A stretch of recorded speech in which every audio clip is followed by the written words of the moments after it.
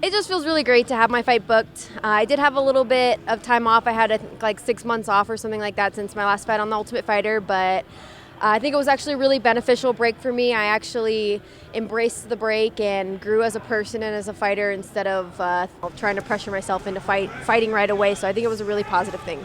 Right after my fight on The Ultimate Fighter, the head producer of The Ultimate Fighter went to Dana right after my fight and said, there should have been a third round. So I went up to Dana and I said, hey, Dana, I don't care, about what happened in this fight, about, the judging. I just want another fight. I need another shot. I need you to give me another fight. And right then and there, he promised me another fight. And I knew Dana was a man of his word, so I was just patient and taking my time before I got my fight. I wasn't, like I said, rushing in to get back in there right away. I think she's definitely a very athletic fighter, very tough. She's got a lot of experience being in the UFC.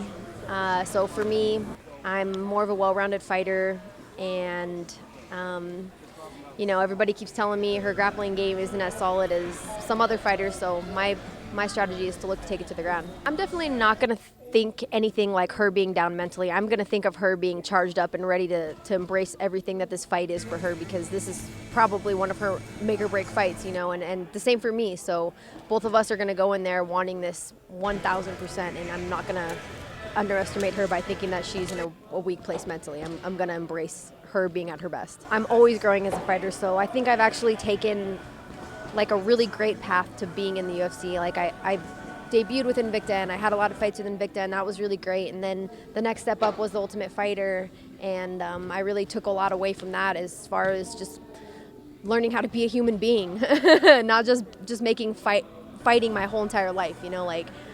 I met a lot of great people on the show and learned how to be a better fighter and be a better person. So that was an amazing experience, and now I'm starting off in the UFC, and I'm just, at the bottom again, ready to work my way up and ready to grow and learn as I need to through the UFC now. What made me decide to want to be a fighter is just when I saw how great I felt during training and sparring and grappling, and I started out as a hybrid doing everything all at once, so it was just really exciting just to be able to train and do what I love, and I realized, hey, I could actually start fighting, and I started fighting, and I really liked it, and I just kept going with it.